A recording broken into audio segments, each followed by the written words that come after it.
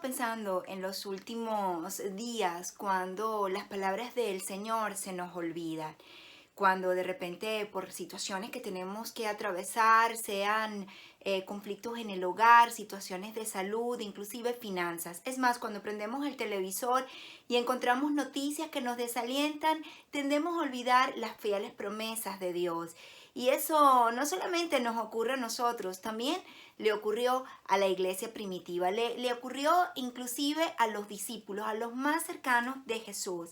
El Señor les había ministrado su corazón, les había hablado lo que Él iba a hacer, había hablado inclusive de la muerte en la cruz y la victoria de una resurrección. Pero cuando llegó ese momento que paralizó literalmente a los apóstoles y también a los seguidores de Cristo, ese momento cuando Roma lo clava en un madero con una muerte humillante. Obviamente Roma lo hace por la presión de los religiosos de la época del Sanedrín, de los judíos, y el pueblo también sigue esta corriente. El pueblo que en un momento le dijo Hosana, más adelante le gritaba con la multitud, repito, motivados, seducidos, si puedo decir esta palabra, por los religiosos, gritaban al poder político: crucifícalo. Y Jesús ciertamente va a esa cruz, y en esa cruz estaba nuestra salvación. En ese momento era complicado entenderlo. Los discípulos estaban viendo era el tormento, el dolor, la humillación. Y Cristo finalmente expira en aquella cruz del Calvario, donde en ese momento la esperanza de sus seguidores, el amor de sus discípulos, pareciera en ese momento que todo su mundo se va al piso y se olvidan las palabras del Maestro. Aquellos que estaban más cercanos, uno de ellos lo había traicionado, el remordimiento no puede con él y se quita la vida. Los otros discípulos, juntamente con los apóstoles, simplemente buscan una forma de huir. De hecho, Pedro lo niega por temor a lo que le pudiera ocurrir a él cuando se dieran cuenta, obviamente, que él era uno de los discípulos de Jesús. Los más fieles, si puedo utilizar esta expresión, fueron un grupo reducido de mujeres que ni siquiera recordaban lo de la resurrección, sino que eran fieles y llevaron inclusive hasta la tumba para ver qué es lo que estaba pasando con el cuerpo de Jesús, porque obviamente no hubo tiempo de hacer todo el ritual judío, porque tenía que colocarse en una tumba el cuerpo del Salvador antes de que comenzara el Shabbat en Israel. Así que todo el mundo tenía los ánimos literalmente destrozados porque su esperanza había muerto en aquella cruz. Se habían olvidado sus palabras, pero de repente, Jesús resucita para mostrarle no solamente a sus discípulos, sino también a muchos seguidores que su palabra tenía que cumplirse. Así también como a nosotros que tal vez no hemos visto la respuesta a una oración, las cosas no salieron como parecían y fijamos nuestros ojos en los acontecimientos que vienen a quitarnos la esperanza, a robarnos la esperanza, a olvidarnos, vienen a que olvidemos la palabra que Dios ha dado en cierto momento a nuestro corazón.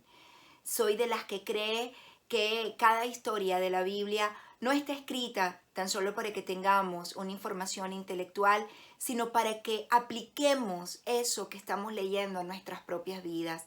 Así como los discípulos tuvieron un momento de desesperanza, quiero que sepas que era necesario que aquella cruz sucediera, porque en la cruz estaba nuestra salvación. Para nosotros en este momento es fácil decirlo, pero quiero que visualices ese momento de los discípulos que puede ser parecido a lo que tú que miras este video estás atravesando. Cuando de repente las esperanzas se han caído, como cuando pareciera que ya no hay solución, como la muerte parecía, era simplemente el fin del Mesías. Para los discípulos era simplemente el cumplimiento de la profecía del Salvador. Yo quiero que tú recuerdes las palabras que el Señor ha hablado a tu vida, que los pensamientos que tiene para ti son de bien y no de mal, para darnos un fin y una esperanza, que para los que amamos a Dios todo obra para bien. Yo no sé cuál sea tu situación de la que estés pasando en este día, pero quiero que recibas como de parte de Dios que lo que estás viviendo, si has puesto tu confianza en Jesús, es necesario que ocurra. Es necesario que ocurra.